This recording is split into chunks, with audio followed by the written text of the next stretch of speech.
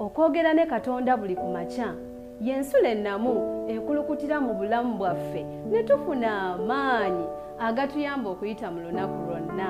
Funa amaanyi nga tonnafuluma nnyumba yo. Abantu ba Katonda ab'omuwendo omungi twagala okutwala omukisa guno nateera okubaaniriza ku mpewo zaffe eza 3ABN TV. Enkya y'olunaku lwa leero nateera tuzze okubanga tuyigira awamu ku bigere bya Kristo mu programu yaffe eŋŋanzi ensulo ey'enkya. Ate era twebaza ekisa kya Mukama ekitubedde mu mbeera zonna. Weebazeeko Mukama ku lw'okubanga nateera emmambya yiino esala tusemberedde ate era okulaba omusana omulala. Mikwano gyaffe abasinkanye ebizibu eby'enjawulo era abafiiriddwa mulimu abafu abalina abalwadde ab'enjawulo, tusaba Mukama abeere n'okusaasira gye muli era asobole okubagumya abalwadde abajjanjabe. Omuddu wa Mukama Wilberforce Ŋŋonde nateera ntuuse okubeera nga tutambulira awamu mu programu yaffe eŋŋanzi ensulo ey'enkya ku 3ABN TV wetuli, era tusaba tubeere nga tusembera kumpi tutandike ekyokuyiga kyaffe ekyenkya y'olunaku lwa leero. Olunaku olwa leero 16 omwezi tuli mwezi gwa 9 ate omwaka 2024. Mukama atusaasidde tugenda kuyiga ebimu ku byokuyiga ebisinga okuba eby'omuwendo ennyo mu byawandiikibwa. Okimanyi nti tugenda kuyiga ku bikwatagana n'eby'omu ggulu. Nsaba osembere kumpi. Tukimanyi bulungi nti twagulibwa omuwendo omungi era ekyo Pawulo yakituwandiikira bwe yali awandiikira eri Abakolinso mu bbaluwa ye esooka eri Abakolinso ensuula ey'omusanvu olunyiriri lwa 23. Yabagamba nti mwagulibwa omuwendo mungi so temubeeranga baddu eri abantu. Oyo ye Pawulo bye bigambo bye yatuwandiikira bijje gye tuli okutujjukiza nti twagulibwa muwendo. N'olwekyo enkya y'olunaku lwa leero ng'abantu abaagulibwa omuwendo tujja kuba nga tutabaganira wamu mu kusinza n'okutendereza Mukama era Yesu Kristo eyatugula n'omuwendo omungi.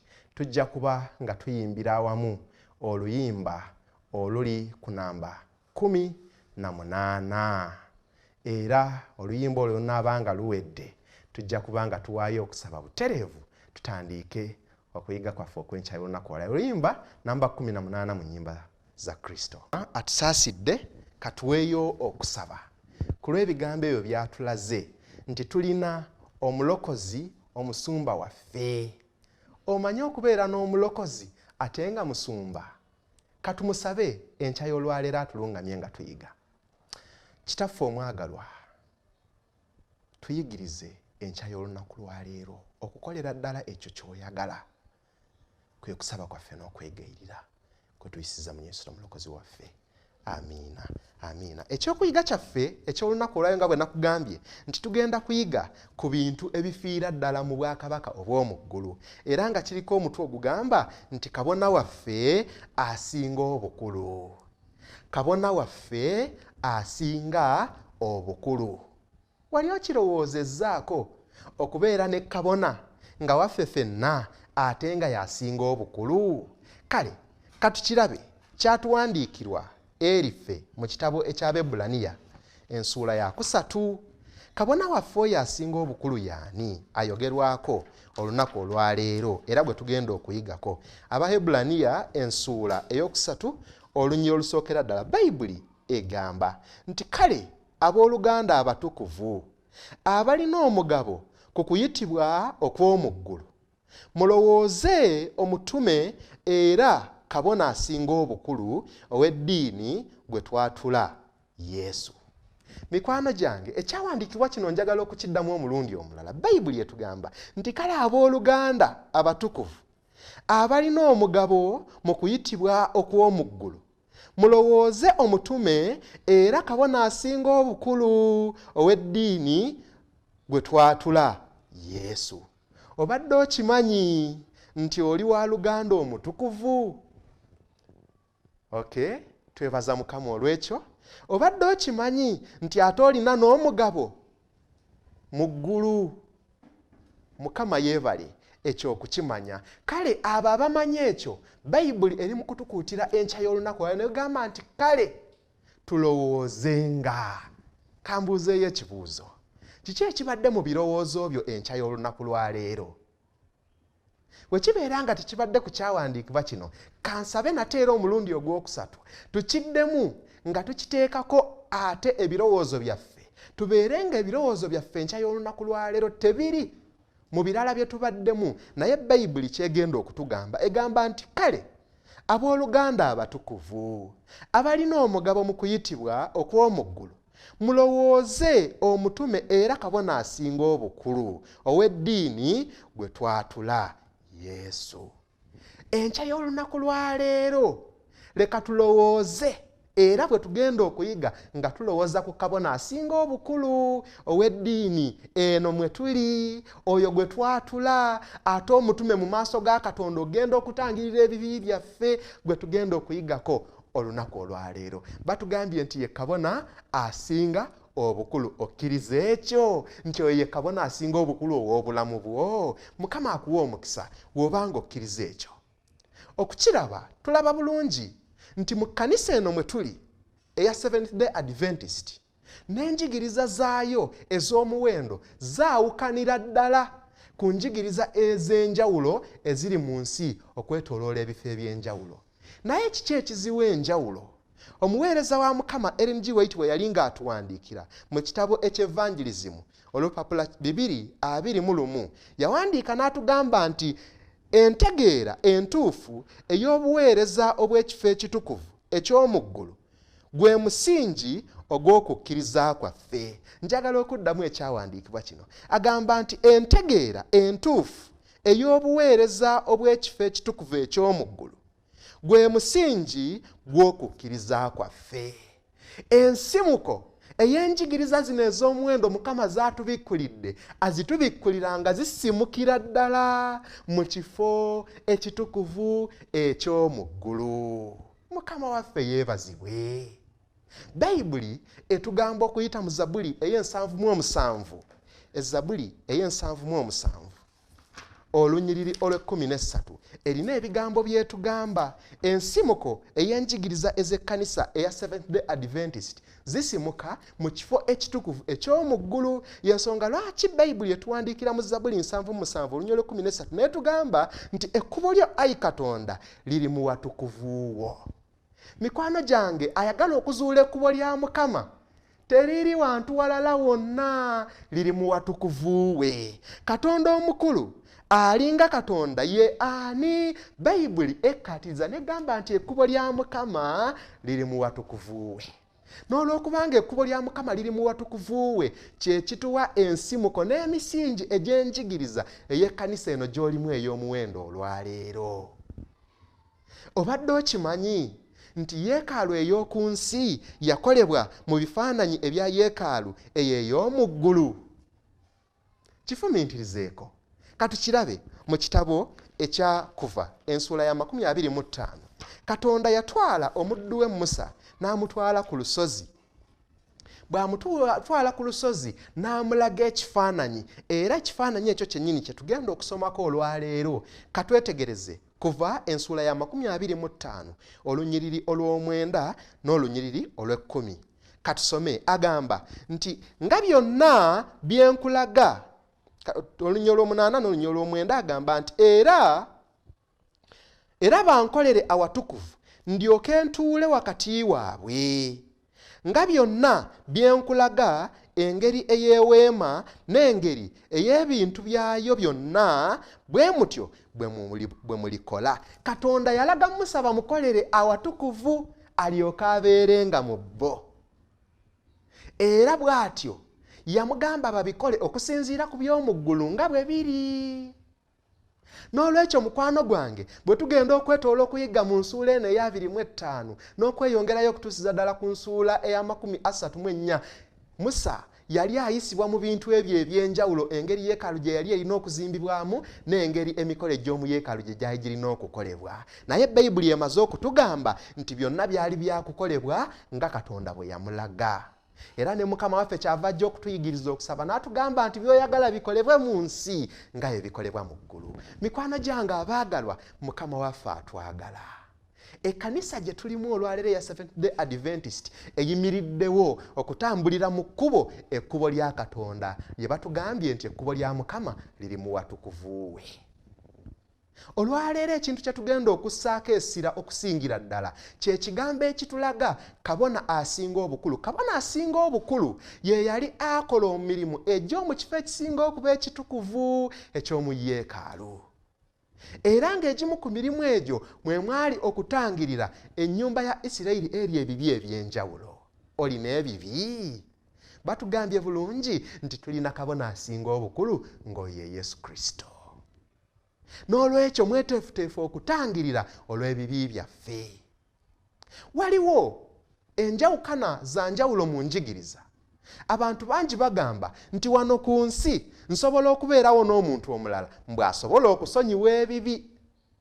Ddala ddala gwe ekyo kiraba nga kisoboka.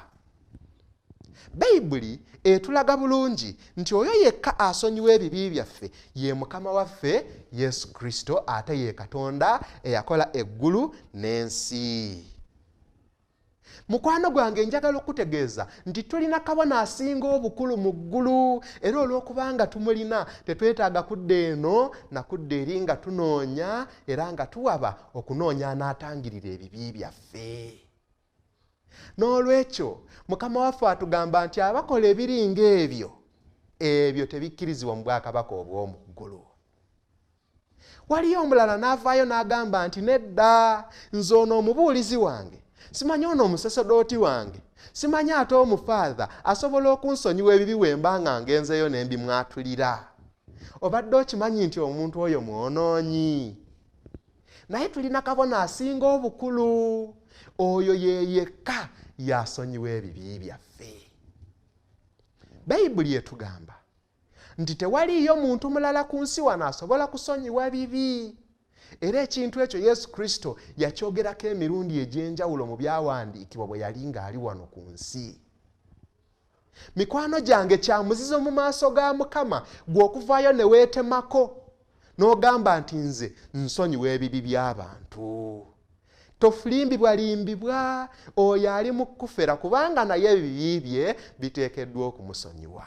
Olwaleero mu kuyiga kwaffe twagala okulaba mu kifo eky'omu ggulu mulimu kabona asinga okuba omukulu. Olwaleero nga bweteefuteefu okutangirira olw'ebibi byaffe. Kaakati mikwano gyange abagamba nti ate nze nsobola okutwala ebibi byange ow'omugindi ne mbitwala ow'omufaadha ne mbitwala owa nnabbi, simanyi ne mbitwala owa kabona. Mwe Bayibuli enaakuyamba etya? Bayibuli erina obukakafu bwetuwa. Katubufune mu kitabo ekya Timoseewo ekisooka. Timoseewo ekisooka ensuula ey'okubiri olunyiriri olw'15. Bayibuli ekuwa obukakafu naye kugamba nti teriiyo. Katutuukeyo twefunire olunyiriri olulungi olw'omuwendo olwenkanidde awo ate olutuwa obuvumu. Bayibuli egamba, Timoseewo ekisooka ensuula 2 olunyiriri olw'15 egamba nti naye, Timoseewo ekisooka ensuula 2 olunyiriri tugenda kusoma lwa 2 olw'okutaano egamba nti kubanga waliwo Katonda omu era omutabaganya wa Katonda n'abantu omu, omuntu Kristo Yesu. Mu byawandiikibwa byamala okutwatulira ani atabaganya abantu ne Katonda. Kankiddemu ekyawandiikibwa. Nagambye Timoseewo ekisooka ensuula ya 2 olunyiriri lwa 5. Bayibuli egamba nti kubanga waliwo Katonda omu era omutabaganya wa Katonda n'abantu omu, omuntu Kristo Yesu. Mikwano gyange atabaganya abantu ne Katonda teriiyo mulala. Wano tateekawo ko linnya lya mufaadha. Bayibuli ekakasa nti atabaganya abantu ne Katonda ali omu, ye oyo Kristo Yesu ate ye kabona waffe asinga obukulu. Olaba ekyomuwendo ekifaanana ng'ekyo. N'olwekyo twayawukana ne Katonda era ekyo teri asobola kukyegaana.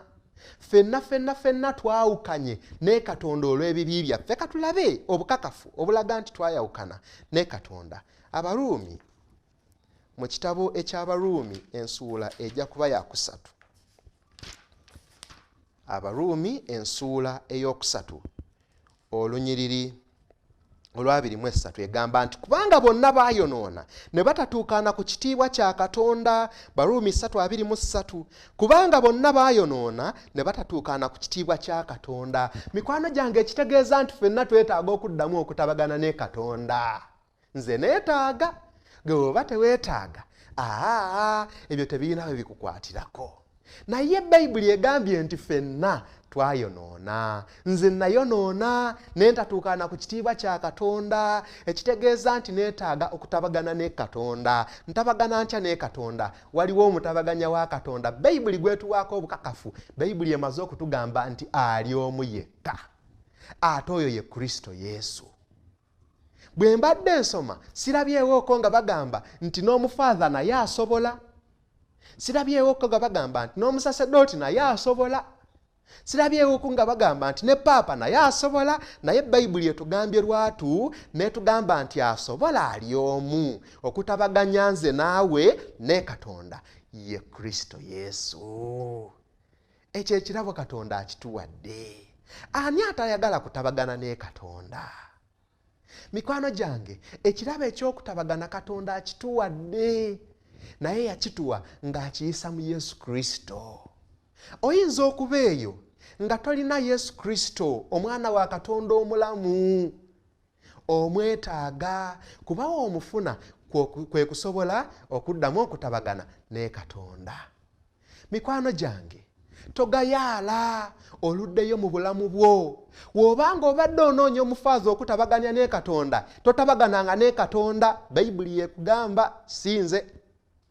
Ekyokubiri, w'obanga oli eyo ng'onoonya paapa akutabaganye ne Katonda, oyo naye takisobola, kuba Bayibuli emaze okukugamba nti atutabaganya ne Katonda ali omu, ye Kristo Yesu. Tebali basatu, tebali bataanu.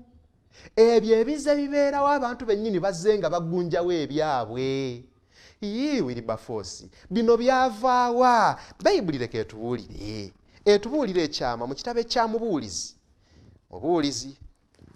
ensuula ejja kuba ya 7 olunyiriri olwa 29. Ate ku lwaki biri bwe bityo nti olwaleero Bayibuli etugamba tubeere nga tulina omutabaganya omu nga ye Yesu Kristo. Ate kabona waffe asinga obukulu ate oli n'agamba nti nze nsobola n'okwegenderako ew'omulala. Bayibuli egamba, omusajja ono yatuwandiikira mu Mubuulizi ensuula ey'omusanvu olunyiriri olwa 29 agamba nti laba kino kyokka kye nalaba, nga Katonda yakola omuntu nga mugolokofu, naye bo ne banoonya bingi bye baagunja.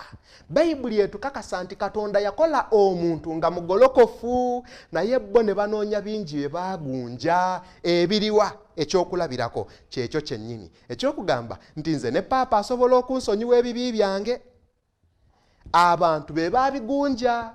Mukwano gwange ekya Katonda kigolokofu. Ekiriwa ekyokugamba nti nze nange omusasedooti asobola okunsonyiwa ebibi byange. Ebyo si bya Katonda. Ekya Katonda kirambulukufu era yamala okukituwa. Katonda yakola omuntu nga mugolokofu, naye bo ne banoonya bingi bye baagunja. Mikwano gyange abaagalwa, olwaleero tulina kabona asinga obukulu. Kabona oyo asinga obukulu ali mu kifo eky'omuggulu ekisinga okuba ekitukuvu. Era ayagala okutabaganya nze naawe. Onokkiriza n'owaayo obulamu bwo gy'ali n'akutabaganya. Oyinza okuba oli eyo omulabi waffe omulungi wa 3ABN TV ng'oli eyo oli mu kubula okw'enjawulo, ng'obadde mu kulimbibwalimbibwa nti n'abalala basobola okutabaganya ne Katonda.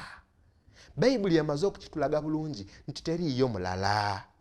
Omuweereza wa Mukama Ellen G. White ate kyeyava n'atuwandiikira omulundi omulala mu kitabo eky'olutalo olunene olupapulo 5:67, olutalo olunene 5:67 mu 7 omuzungu akiyita Great Controversy yawandiika ebigambo bino n'atugamba nti buli muntu yenna afukamirira omuntu eyagwa n'atandika okumwatulira ebyama by'ebirowoozo bye n'okufumiitiriza kw'omu mutima gwe aba yeemalamu yekka ak'obuntu n'okwenooma ekitiibwa ky'omwoyo gwe.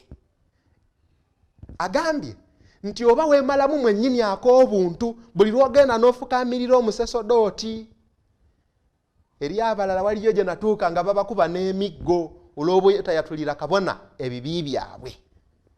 Ekyo nga kimukubye emiggo mu kkanisa. Mukwano gwange teweetaaga kukubwa miggo kubanga Yesu Kristo yamala okubwa emiggo ku bubwo. Kyava atugamba nti oba weenyoomye n'omwoyo gwo okukola ekintu ekiri ng'ekyo. Yeeyongerayo n'atuwandiikira n'agamba nti bw'otandika okwanjululiza omusasedooti ebibi byo, omuntu asobya ayonoona alina omubiri guno ogufa.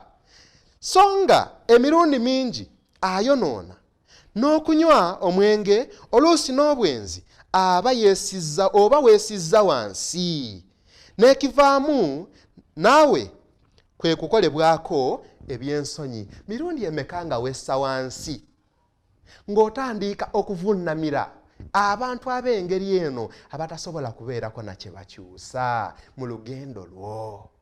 Mukwano gwange paapa teyatufiiririra, omusasedooti teyatufiiririra olw'ebibi byaffe, tuliko eyatufiirira. Bayibuli bwe tugambye nti oyo mwennyini ye kabona asinga okuba omukulu.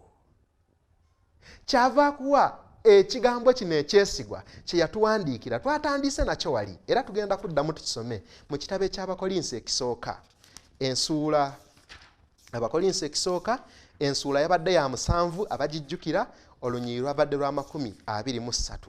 Abakolinso ekisooka ensuula yabadde ya 7 olunyiri lwa 23. Bayibuli yatugambye nti mwagulibwa na muwendo, temufuukanga baddu b'abantu. Mikwano gyange, Yesu Kristo yamala okugula, yakusasula era ayagala tukole ekyo kyennyini ekisaanidde mu maaso ge ng'abantu abaagulibwa. Oliko omuwendo ogw'amaanyi era wagulibwa musaayi gwe. Yensonga lwaki ayagala tujje gy'ali ye mwennyini tusobole okutuuka mu kulokolebwa. Katumalirize ebigambo byaffe olunaku olwaleero mu bwangu ddala n'ennyiriri zijja kuba 2. Olunyiri olusookera ddala Bayibuli erutubuulira luli mu kitabo ekya bbaluwa ya Yokaana esookera ddala. Ebbaluwa ya Yokaana esooka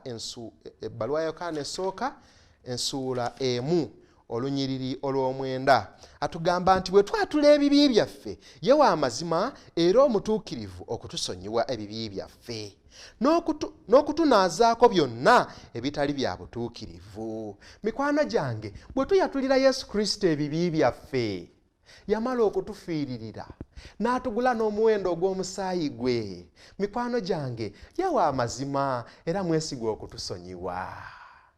N'olwekyo olwaleero Mukama waffe ayagala tumwatulire ebibi byaffe. Tokwatibwa nsonyi yonna okumwatulira ebibi byo. Atuwadde okulabula n'atugamba nti twatulira abantu bannaffe ab'omubiri boonoona, oluusi n'omwenge bagunywa, abalala n'obwenzi babukola. Bayibuli yatugambye nti okwo kubeera kwessa wansi. Ku lwaki? Yatugambye ntwagulibwa n'omuwendo mungi tetwesanga wansi. Katonda akola okuyita leero. Okuyita okwo yakutuwandiikira mu kitabo eky'Abebbulaniya ensuula ey'okuna olunyiri olw'16. Akuyita leero mukwano gwange, obadde okyayatulira omusasedooti ebibi, obadde okyayatulira kabona ebibi, kabona bano ab'omubiri ab'oku nsi, obadde okyayatulira abafaaza ebibi, obadde okyayatulira paapa ebibi byo, Katonda akuyita olwaleero. Tusomere awamu ekyawandiikibwa kino nga tumaliriza ekyokuyiga kyaffe enkya y'olunaku lwaleero. Abaebbulaniya ensuula ey'okuna olunyiriri olw'16. Bayibuli egamba nti kale tusemberenga n'obuvumu eri entebe ey'ekisa tulyoke tuweebwe okusaasirwa era tufune ekisa olw'okubeerwa bwe tukwetaaga. kanziremu olunyiri agamba nti kale tusemberenga n'obuvumu eri entebe ey'ekisa tulyoke tuweebwenga okusaasirwa era tufunenga ekisa olw'okubeerwa bwe tukwetaaga. Mikwano gyange totya kusemberera ntebe ya Katonda. Katonda yamala okukuwa ebisulumuzo atugamba tusemberenga n'obuvumu. Obadde otya ng'olowooza nti paapa yatatyayo atugambye nti sembera n'obuvumu. Obadde otya ng'ogamba omusasedooti yatatyayo agamba sembera n'obuvumu. Awo bw'onoosembera n'obuvumu Katonda ajja kukuwa ekisa. Era ajja kukuwa ate n'okusaasira ate n'omulundi omulala osobola okubikozesa mu kiseera eky'obwetaavu. Mukama akuwa omukisa ng'okolera ddala ekyo kyennyini Mukama ky'ayagala. Katombeeke tusabe. Kitaffe omwagalwa otuwadde essuubi erisinga okuba ery'amaanyi ery'okumanya nti tulina kabona asinga obukulu mu yeekaalu ye ey'omu ggulu ate nga ye mutabaganya waffe naawe ffenna abaayonoona ate nga ye yatufiirira olw'ebibi byaffe.